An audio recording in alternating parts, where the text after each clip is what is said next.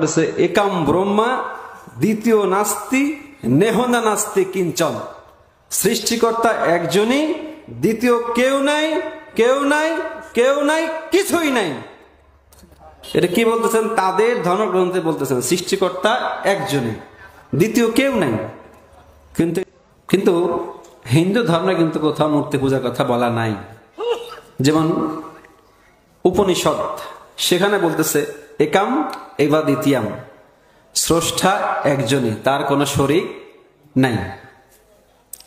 আমাদের ধর্ম বলতেছেন কুল হুয়াল্লাহু আহাদ আল্লাহুস সামাদ, আল্লাহ একজন, তার কোনো শরীক নাই।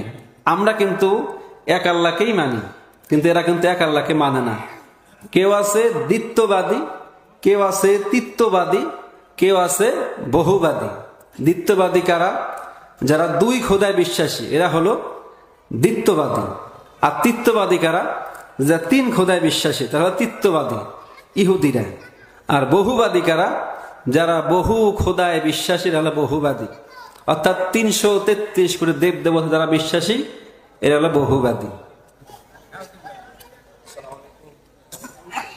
এরপর বলতেছে না তচ্ছ প্রতিমা আস্তি, অর্থাৎ স্রষ্টার কোনো প্রতিমা নেই, স্রষ্টার কোনো প্রতিরূপ নেই।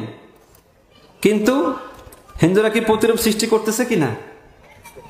তারা কিন্তু প্রতিমা তৈরি করতেছে। যারা এখানে অমুসলিম আছেন, আমি হিন্দু ধর্মের আছেন, আমি তাদেরকে সম্মান রেখে কথা বলতেছি, শ্রদ্ধাবোধ রেখে কথা বলতেছি। কারণ ইসলাম এটা শিক্ষা দেয় না আপনার ধর্মে আঘাত দেই। আমি জাস্ট দাওয়াত, এটা আমার নৈতিক দায়িত্ব, এটা আমার ইমানের দায়িত্ব, সেই হিসেবে বলতেছি। তো উপনিষদ কি বলতেছে? না তচ্ছ প্রতিমা আস্তি, স্রষ্টার কোনো প্রতিরূপ নেই। কিন্তু হিন্দুরা কি করতেছেন? প্রতিরূপ তৈরি করে কিনা? অসংখ্য তৈরি করতেছে। আমি নিজেও একসময় মূর্তি বানিয়েছি, আপনি আমার সম্পর্কে জানেন হয়তো বা।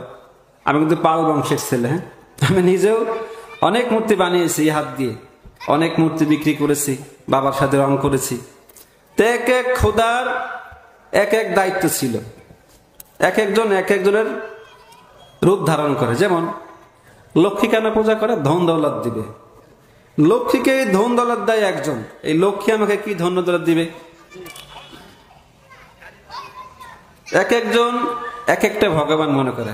আপনারা সারা বিশ্বে যেখানে যাবেন, যারা মুসলমান তাদেরকে জিজ্ঞেস যদি করেন কি বলবে তোমার খোদাকে, এক বাক্যে বলে দেবে আল্লাহ। কিন্তু এই ধর্মের খোদার কোনো শেষ নাই।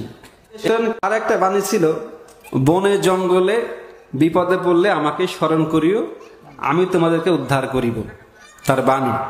তা আমি তখন ফরিদপুরে থাকি।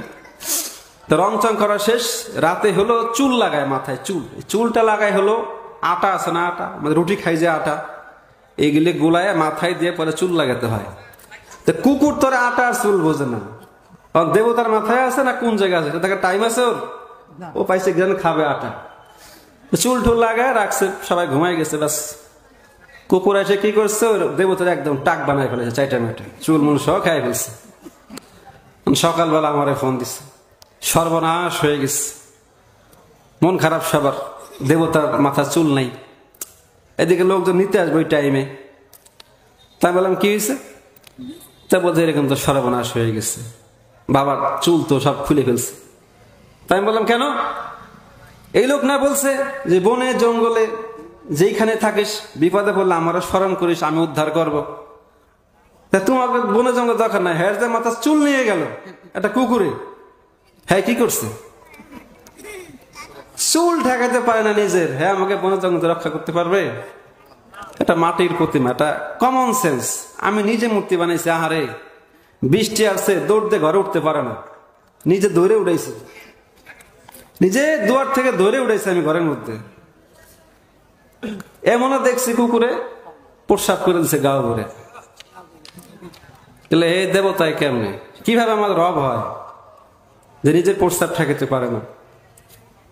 যাই হোক, এরপর বলতেছেন আর একটা উদ্বৃত্তি দেয়, সেটা হচ্ছে বলছে ন তচ্ছ প্রতিমা আস্তি, স্রষ্টার কোনো প্রতিরূপ নেই, এটা ঋগ্বেদে বলতেছে। আর একটা বলতেছে মা চিদান্নাং দবি সাংসত, ওহে তোমরা সৃষ্টিকর্তার সাথে কাউকে শরীক করিও না। এরা করতেছে কিনা?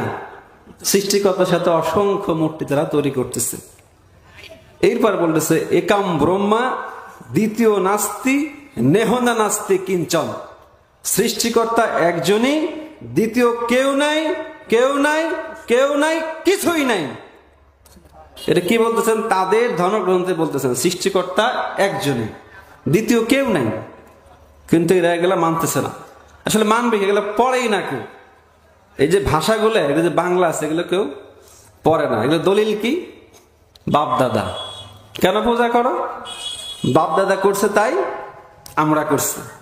দেখেন ম্যাক্সিমাম হিন্দু দলিল একটাই, বাপ দাদা করছে আমরা করি, তাছাড়া কোনো দলিল ওদের নাই।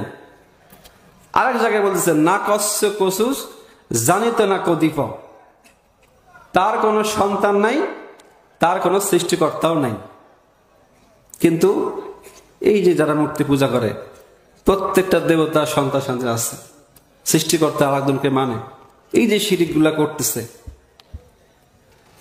এই জন্যে যারা অমুসলিম আছেন, আমি আপনাদেরকে আহ্বান করব, আপনারা একটু আপনাদের ধর্মগ্রন্থগুলো একটু একটু পড়ার চেষ্টা করেন, একটু বোঝার চেষ্টা করেন। আশা করি আপনারা সঠিক আল্লাহ আপনাদের হেদায়েত দান করবেন ইনশাআল্লাহ, আমি আশাবাদী। আমি যেহেতু আসছি, আমি অবশ্যই বই কিতাবাদি পড়ে কিন্তু এখানে আসছি, কেউ বলার সাথে কিন্তু এখানে আসি নাই। বিভিন্ন বই ঘাটাঘাটি করে চিন্তা ভাবনা করে তারপরে কিন্তু এখানে আমি আসছি।